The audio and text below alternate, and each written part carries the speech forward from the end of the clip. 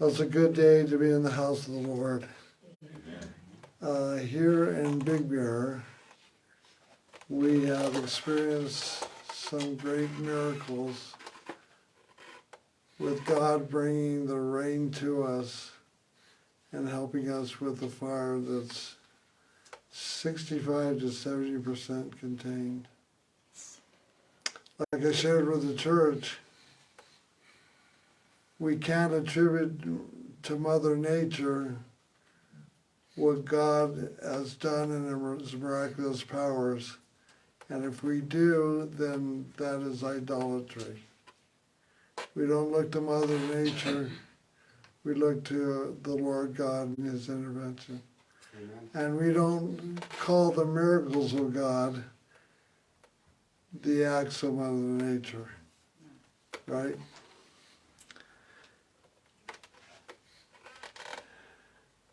So the word of the Lord I have for you today is from Galatians chapter 6, verse 1 through 5. And it's called restoration. And I'm going to share with you today some powerful principles on how we can be part of somebody's restoration and how possibly we have been redeemed and restored by God's presence and power as well. Morning, Trish Erickson. So let's pray. Heavenly Father, I want to thank you for your word today. I want to thank you that there's tremendous power in it. And Lord, the message that you've given me in my studies and in my night, Lord, I pray that you would help me to be equal to the task of the word that you've given me. And Lord, I pray that you would help me to deliver it in power and authority. And I also ask that you would help us to hear your word, see your word, and be changed by your word and blessed by your word today. In Jesus' name, amen. Galatians chapter 6, verse 1. Dear brothers and sisters, if another believer is overcome by some sin, you who are godly should gently and humbly help that person back onto the right path. And be careful not to fall into the same temptation yourself. Overcome by a sin. So the first question that should come to your mind is, what kind of sin are we talking about? Sin of having too much coffee? Not feeding the dog on time? Sins that we commit every day. What type of sin are we talking about? Well, the type of sin that we're talking about is the kind of sin that we saw in Galatians chapter 5, verse 16 through 22, in the last several sermons on the sins of the flesh, sinful nature, and the deeds and actions that are listed in these passages. Remember the verse 22 of chapter 5 said this, and other sins like these, let me tell you again, as I have before, that anyone living that sort of life, practicing living, dedicating yourself to that type of sin, will not inherit the kingdom of God. According to 1 John, we understand that if we do sin, and we do sin as Christians and people, we sin, but we are redeemed. So if we confess our sins, He is faithful and just to forgive us our sins, restore us, and help us to go on with Him. Thank God for the process. Repent from sin, turn towards God, let Him cleanse our hearts and conscience, and continue to walk with him. Remind you of the type of sin that Paul's talking about. If someone is caught and overcome in this type of sin, they need some help, okay? 1 Corinthians chapter 6, verse 9 through 10, do you know that the wicked will not inherit the kingdom of God? You were once wicked, but now you're righteous. The word wicked means bent and crooked, like wicker furniture. The word righteous means straight, and God is taking, the miraculous thing is that people cannot straighten out wicker furniture, right? But God can and makes things straight. So, but those who continue to be wicked, he says, do not be deceived, neither the sexually immoral, nor idolaters, nor adulterers, nor male prostitutes, nor homosexual offenders, nor thieves, nor the greedy, nor drunkards, nor slanderers or swindlers will inherit the kingdom of God. I told you when I was pastoring Assembly of God Church in town here, Summit Christian Fellowship it's called, and this is about 35 years ago or so. And on Sunday mornings, I had this family come, and the head of the family, he would prophesy wonderful Pentecostal prophecy, and he would display the gifts, and it was quite good. But Sunday night, he would, with his sons, go up to Moon Ridge and rob the houses in Upper Moon Ridge, and that was their practice as a family every week. I don't care how much you prophesy and do that, you dedicate your life to that, you're not saved. Matthew 7 says, didn't we prophesy in your name and cast out demons in your name? He said, depart from me, I never knew you.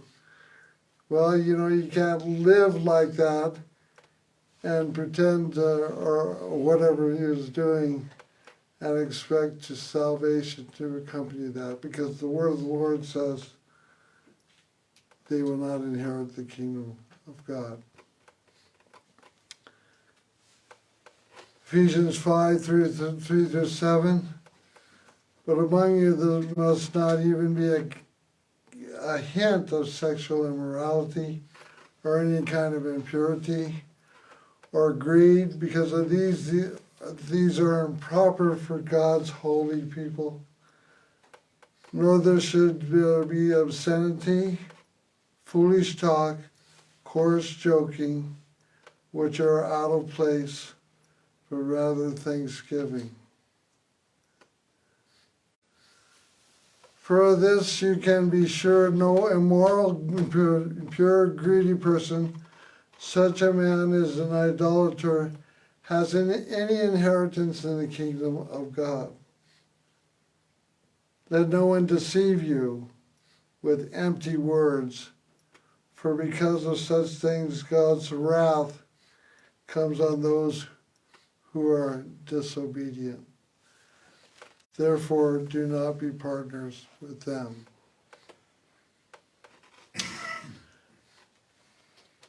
Revelation 21, 7 and 8. He who overcomes will inherit all this, and I will be his God, and he will be my son.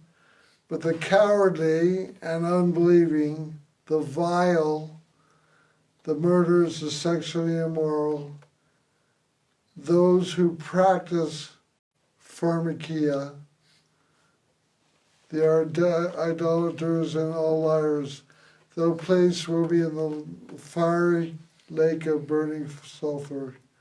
This is the second death. If we see anybody caught up into any one of these lists, we need to do what we can to help them in the process. The whole goal is never condemnation, it's restoration bringing reconciliation, bringing people back to the place of where they need to be. Revelation 22:14 and 15. Blessed are those who wash their robes, that may have the right to the tree of life, and they may go through the gates into the city. Outside are the dogs, those who practice pharmakia, the sexually immoral, the murderers, the adulterers, and everyone who loves and practices falsehood. So the key is to all these passages is stay off the list. Get your heart right with God and going in the right direction, and get your heart worshiping God and stay clear of this list. And we know that if we get caught up in this list, we need some help.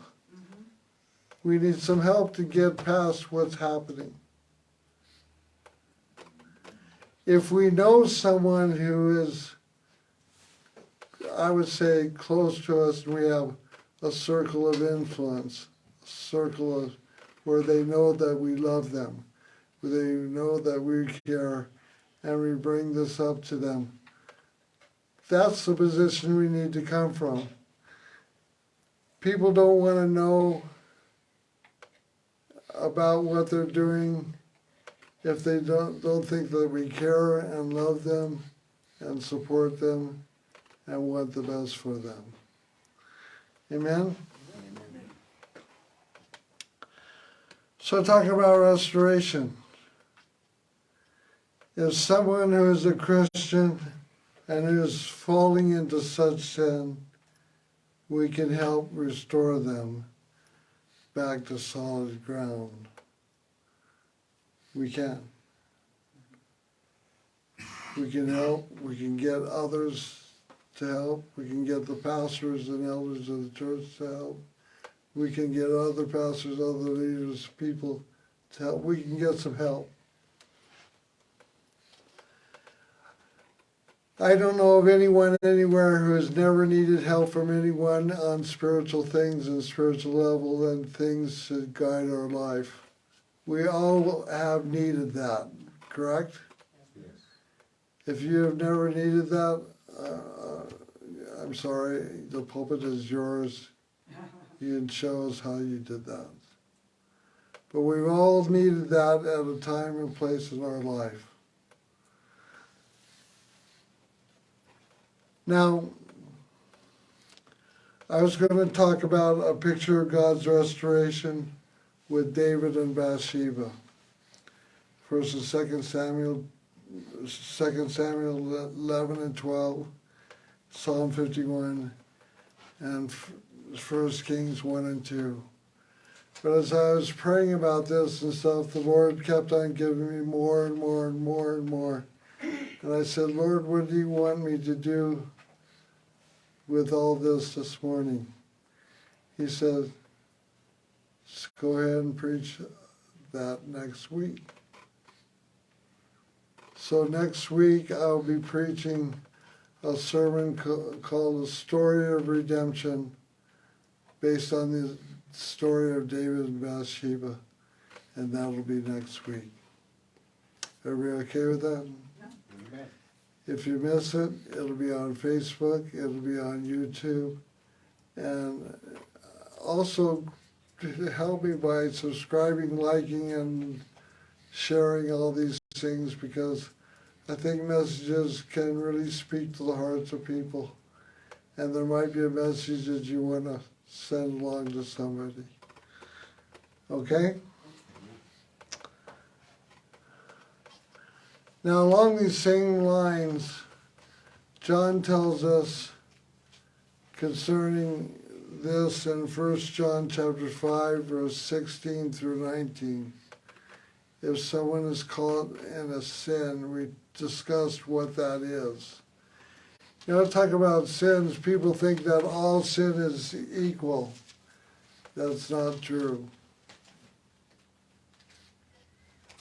Every sin has consequences. Every sin has things before God. But if you sin by blaspheming the Holy Spirit, how is that a more serious? Yes. And so the practice of sin and the consequences and things that sin brings upon us and we bring upon others makes for several different severities of sin. When it comes to God's forgiveness, I want to make this clear. All sin is equal in His sight when it comes to forgiveness. Say, God, I repent, please forgive me. He washes us clean by the blood of Jesus as if we'd never sinned. I got that. But sin, Paul says concerning sexual sin, that sexual sin is more serious than other sins because it's a sin against the body. Okay, so there's various scriptures and reasoning where we can say, yes, certain sins will have certain effects and certain difficulties and consequences, and actually be more severe in God dealing with us. You can cross-reference that with Hebrews chapter 12.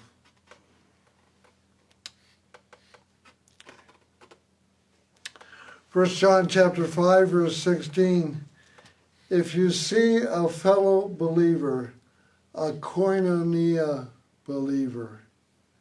What's koinonia mean? It means somebody you've had fellowship and communion with.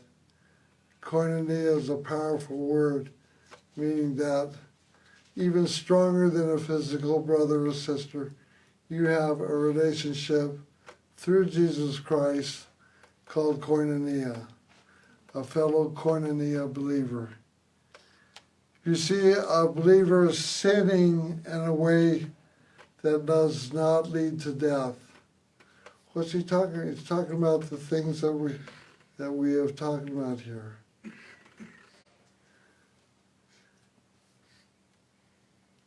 You should pray,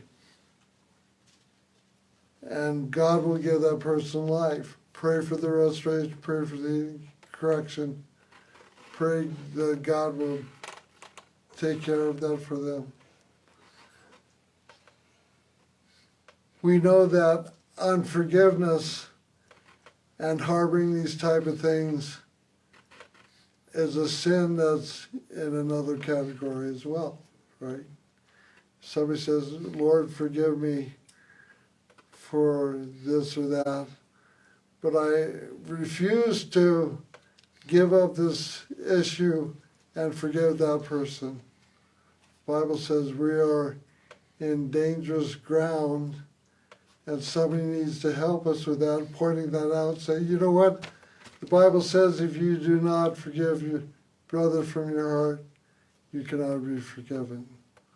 So I hope you're clear on this, that Scripture is clear on some things that really prohibit believers from going on.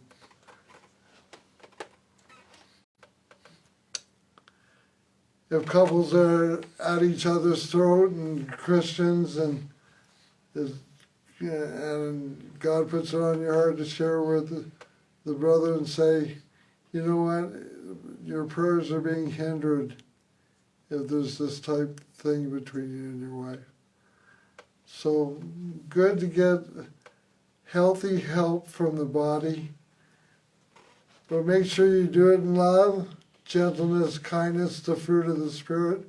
Make sure you're with people and you show family type of koinonia fellowship, all the things that make it receivable instead of repulsive from us. Amen?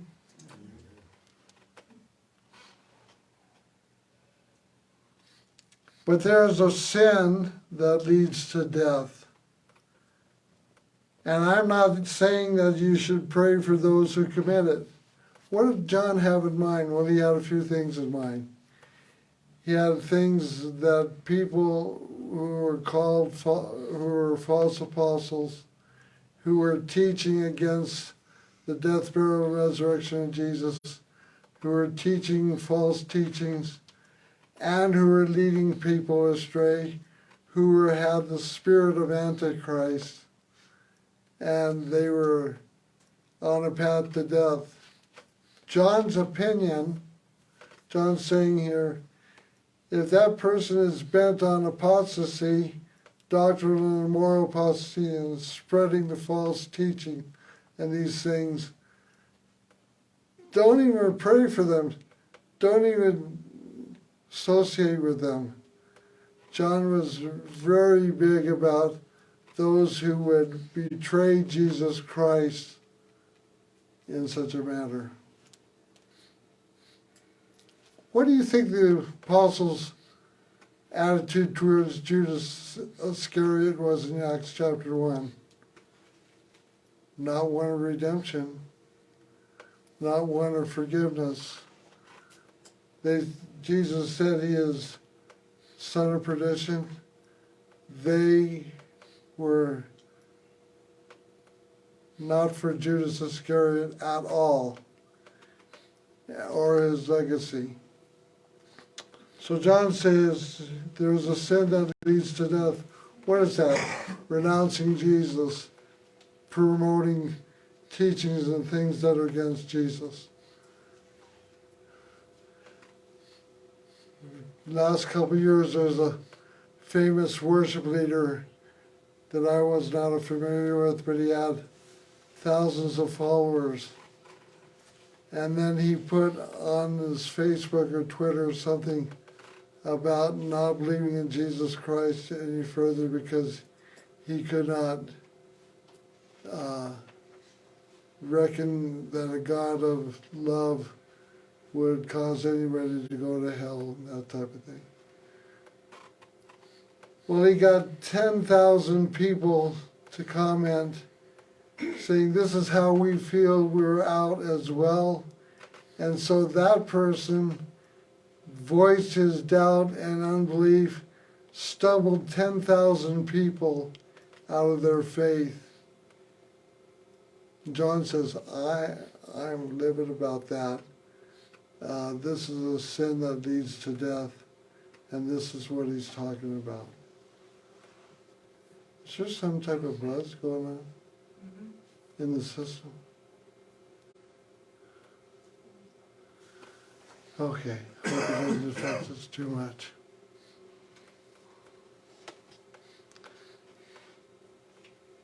Can you turn off the computer where it says the computer music on the board? The green light's off?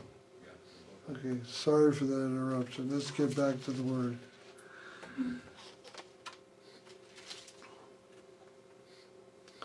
All wicked actions are sin, we know that.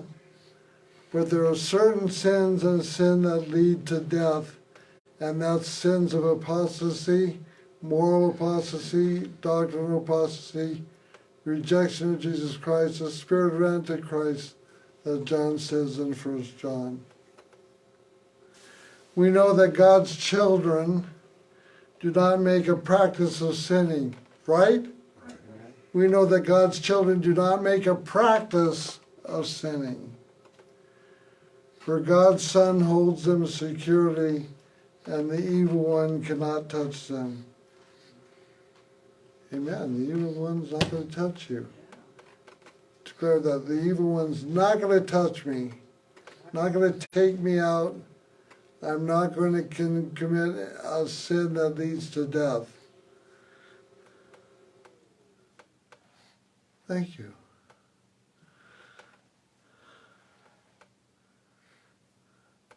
We know that we are children of God and that the world around us is under the control of the evil one. Listen, Christians say that God is in control of everything in this world.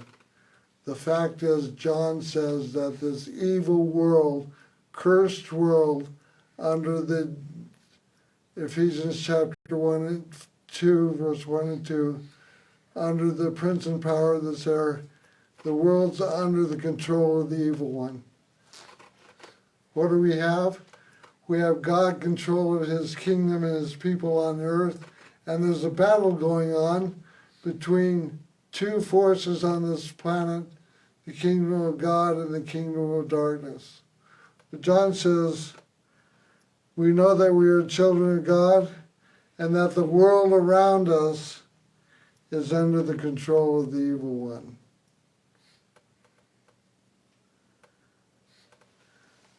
So what are some steps that we need to take if somebody should fall into this type of sin and we have an opportunity to minister to them?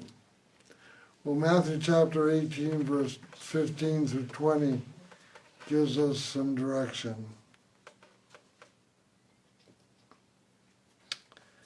If another believer sins against you.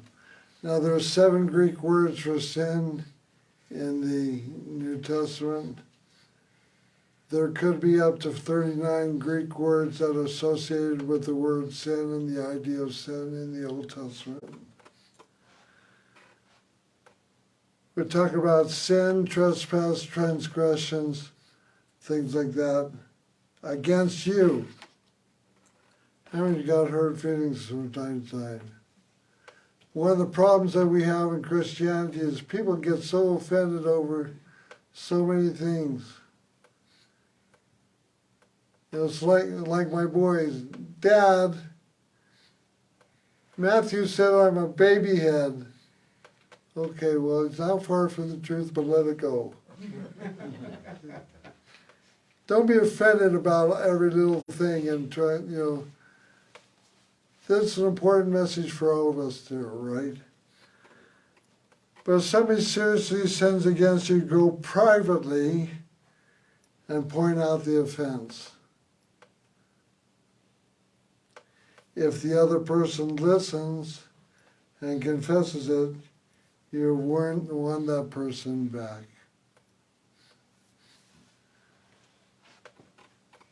Would you like another silly illustration? There's 2 brothers in a household, and Mom made a beautiful pie and put it in the refrigerator. And all the pieces were gone, but this one piece. And this one brother thought, when I get home tonight, I'm going to have that one piece of pie. Pick your favorite, whatever it is. And so he's gone to work and stuff. The other brother didn't know it and came home and ate its piece of pie. So when he gets home, he says, who ate my pie? And his brother says, I did. So there's a big fight going because one brother is looking so forward to eating the pie, the other brother ate the pie, and so there's a fight.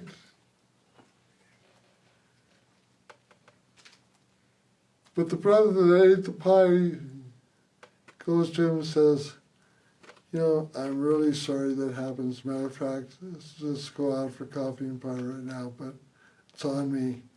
But just to let you know, I didn't know. That was an accident. I did that. I'm so sorry.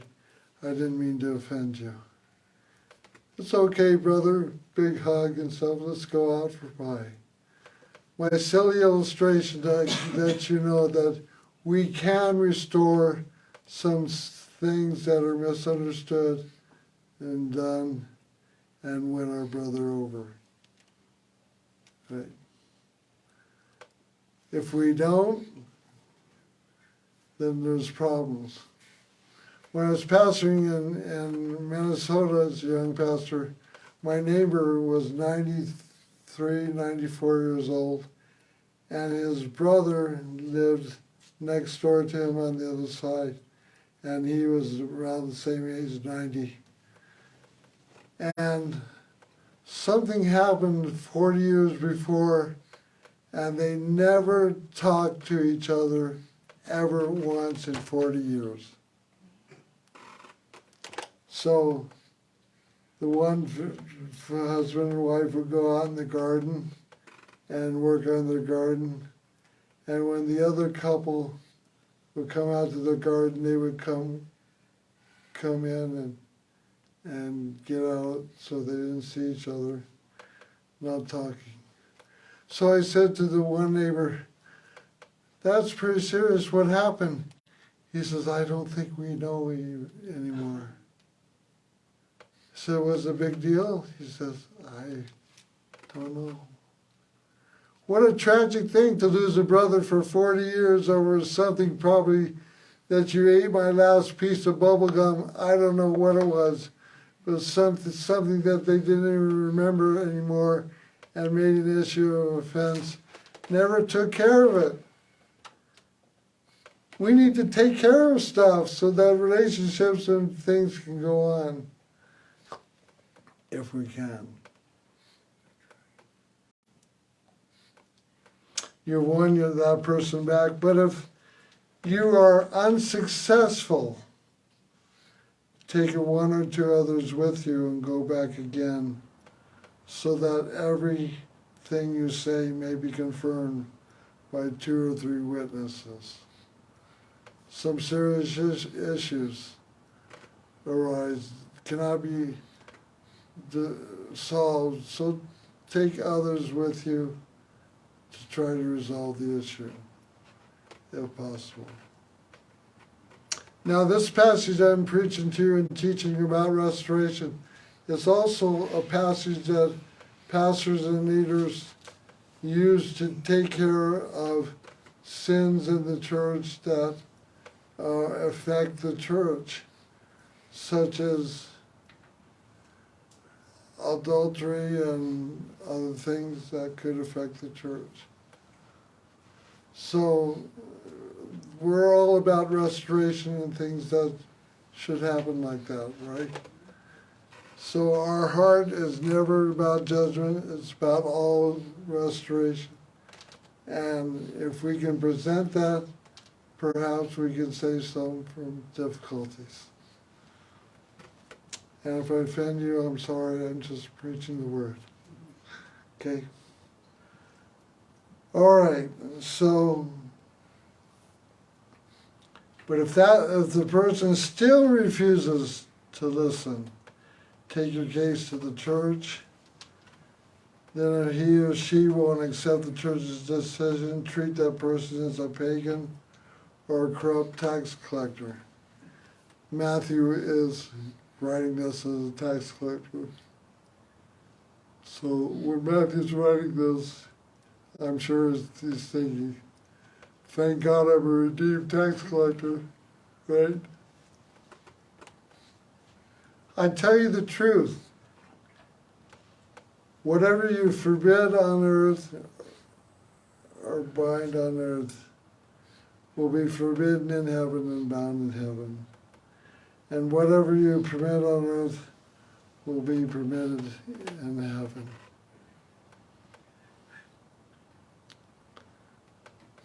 God wants us to walk in righteousness that will, as far as the church is concerned, so that individuals and the body will be healthy and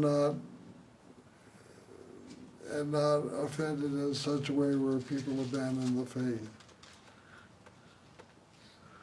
Verse 19, I also tell you this, if 2 or 3 of you agree here on earth concerning anything you ask, my Father in heaven will do it for you.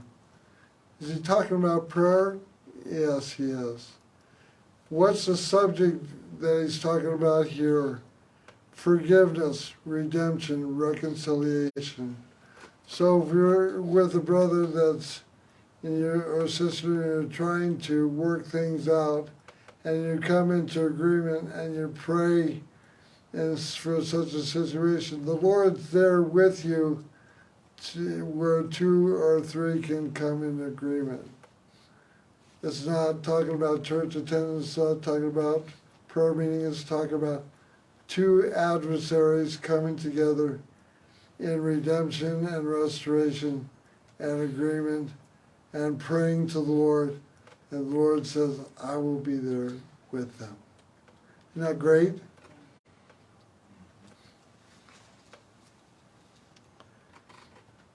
Concerning anything you ask the Father in heaven, and will do it for you. For where two or three gather together for such an event, as my followers, Koinonia Fellowship, I am there among them. The Lord's with us when we strive for unity, reconciliation, restoration, these things. He's with us when we come together. He's with us and to answer our prayers and to take care of the things that we have need of right then. Amen? God's good. You might, in the passage of this of time throughout this message, you might be thinking of people in your heart and mind that you need to pray about for restoration and taking care of issues. Do that, please. Pray about that. Ask God to open a door for you or take care of it some way with you because you're willing to do that. James says in James chapter 5, verse 19 and 20, my dear brothers and sisters, if someone among you wanders away from the truth, cross-reference Hebrews 6, cross-reference Hebrews 10, and is brought back, you can be sure that whoever brings the sinner back from wandering will save that person from death and bring about the forgiveness of many sins. Wow, isn't that powerful? You might make the difference in somebody's life that changes the course of their life and how they're conducting their personal life and public life, and make such a difference in them that they're brought back to the truth as a believer.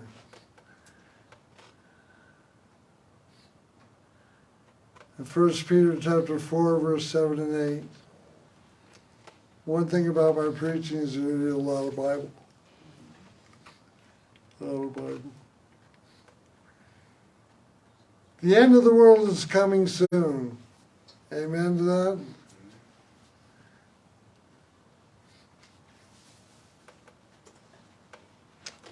Coming 2,000 years sooner than when Peter said this. Amen?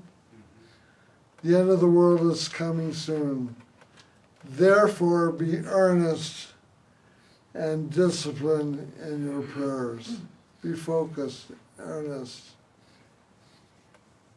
Most important of all, continue to show deep love for each other.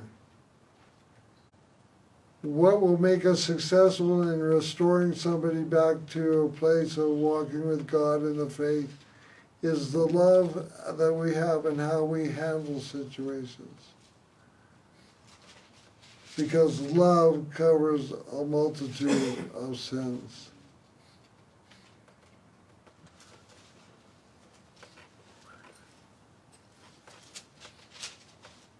I remember I was about 15 or 16. You know how teenagers think? Well, maybe you forgot. But teenagers often are from a different planet.